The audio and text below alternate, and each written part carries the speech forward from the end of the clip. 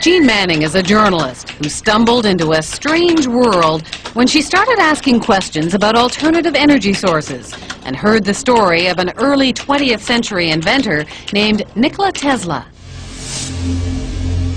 Tesla is almost a cult hero and an overlooked genius, and he has so many inventions that are at the basis of technologies that we have today. She went to a conference on Tesla and had a close encounter with a mysterious scientific researcher who became her deep throat, her Mr. X. He sent me a file of materials about the Bernard Eastlund patent. About a month ago, the U.S. Patent Office granted a patent to a Houston-based scientist, Dr. Bernard Eastlund, for an invention which Dr. Eastlund says could be used to change the weather. Dr. Eastlund says the invention could also be used to disrupt communications all over the world and might be used to destroy or deflect a missile attack. The Eastlund patents had the ring of the mad scientist aspect of Tesla. Tesla talked about this Tesla shield around the planet and talked about particle beam weaponry, something called a death ray. Death ray? Jean wasn't sure where all this was leading until Mr. X called again. And he said, the maniacs are actually going to do it up in Alaska. Mr. X's maniacs were in the U.S. Pentagon, and he was convinced they were conspiring to build Bernard Eastlund's Sky Zapper under the guise of a nice little research project deep in the Alaskan bush called HAARP.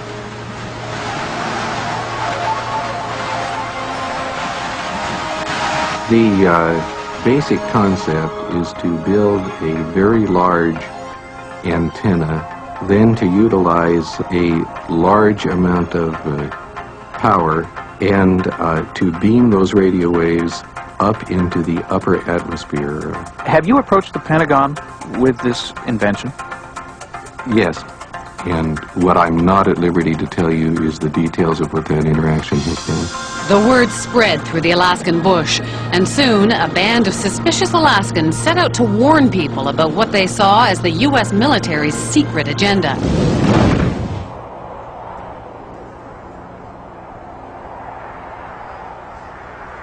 And what you have with HAARP is sort of the universal hammer for geophysical warfare. Nick Begich is the chief conspiracy theorist. So when did you know that you were onto something?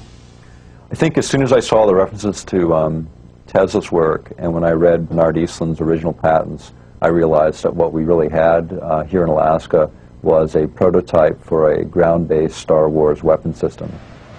HAARP is a non-classified project run not by Bernard Eastlund, but by the U.S. Army and Navy.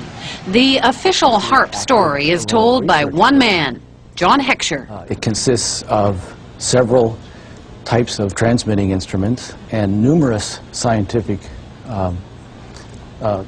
instruments that study the natural ionosphere and the ionosphere that has been perturbed by the instruments that we are building. The ionosphere is a sea of electrically charged particles in the upper atmosphere, and the instrument is a powerful radio wave transmitter. Does it have any military applications? The site itself is strictly a scientific research site. Perhaps the outcome of some of the science, perhaps some of the results, could be applied in a military systems.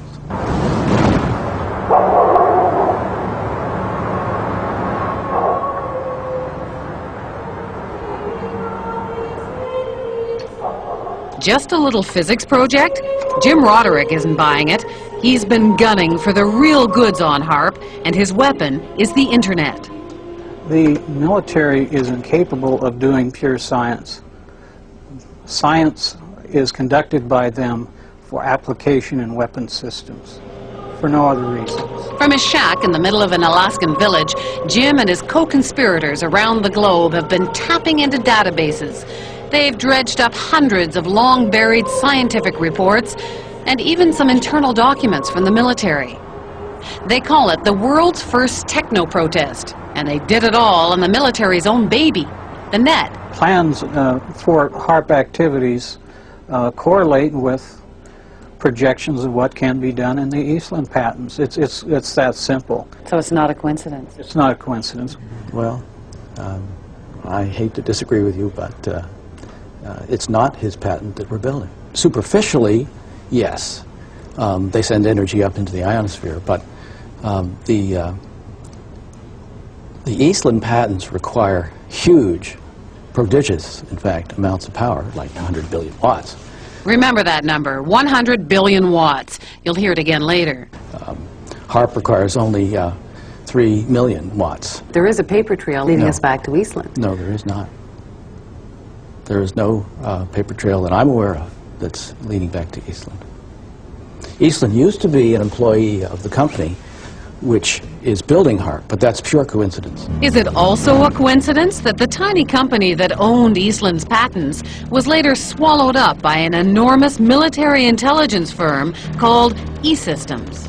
2.1 billion in annual sales, 1.8 billion of that, with a B, was to military intelligence groups, CIA, NSA, and others. And of that, 800 million were black projects, so secret that even the United States Congress didn't know what they were. E-Systems was then swallowed up by Raytheon Corporation.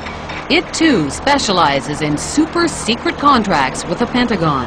Why would Raytheon be so excited about this? Well, it's a ground-based Star Wars weapon prototype. For them, it represents potentially billions and billions of dollars. So how would you describe this world of E-Systems and Raytheon and HAARP? Dark.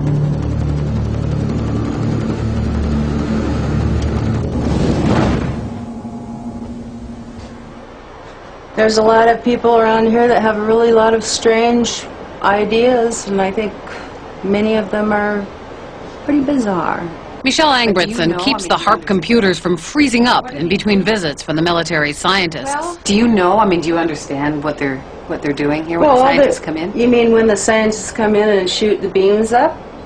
Yeah, they're shooting the beams up, and I think that heats a little small space in the ionosphere, and then you've got guys that are sitting on computers, and you've got people putting up weather poles that measure weather and everything like that. I mean, there's something spooky going on here. There have been claims made by some scientists that that you could heat up the ionosphere and affect local weather. If you were to do Eastland patents, I have no doubt that's the case. Claims are being made that it could disrupt global communications. Global? Yes, No. that it could shut down another country's communication system and enhance your own. Not HAARP. Not HAARP in As it is Alaska. now. No. But you couldn't disable any systems? Those that use, if the systems used a path which was accessible to the HAARP beam, yes. Starting to sound like Eastland's invention to you? Well, remember, John Heckscher says HAARP has nowhere near the power levels Eastland talked about. It seems like this entire thing has been a matter of disinformation. Eric Nashlin understands the military. He spent 15 years in the service as a radio engineer. He knows deception. It came to our attention that there was a document, a technical memorandum, I think it was 195 or something like that. And reading right in the front of it, they said that, bottom line, although this is here, it does not constitute publication. It doesn't exist. It basically doesn't exist, so it was kind of like, wow, here's the document that doesn't exist. We're talking several hundred pages of document that, doesn't exist on a project that is completely unclassified and open to the public. We got it through friendly folks in the right spots. But it really lays out, these are notes from a conference that really break down where they were going to use this technology and how this technology was going to be applied. Remember the 100 billion watts debate? Well, for Nick Begich, this document was pay dirt. And in the document that we uncovered, the actual desired level of these researchers is 100 billion watts. And there we're talking something closer to the order of what Bernard Eastland envisioned. You must be familiar with Technical Memorandum 195, which talks about a desired level of 100. billion watts. Which memorandum? Technical Memorandum 195. I'm not familiar with that number. Well, it's about 600 pages. And I mean, you may not acknowledge it because it hasn't been published, but it exists. I've seen it. I don't know what Technical Memorandum 195 is, because I haven't seen it. This is a published document. It's non-released. And it's the word games that John Heckscher plays and the word games the United States military plays, and it's the word games they continue to play, and those are the things that need to end. Zap incoming missiles, disrupt global communications, and engineer the weather. And ready? There's one more. Some people believe the technology being tested here could be used for sinister projects involving humans. Radio waves messing around with people's brain waves. And guess what? The military denies this one, too.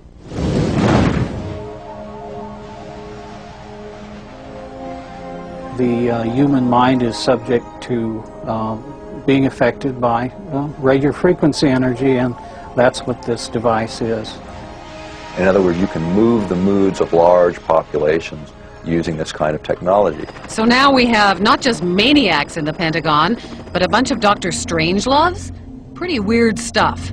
But scientists have been experimenting with radio frequencies on animals' brains for decades. And the military has followed it all very closely, especially once it found out the Russians were onto it.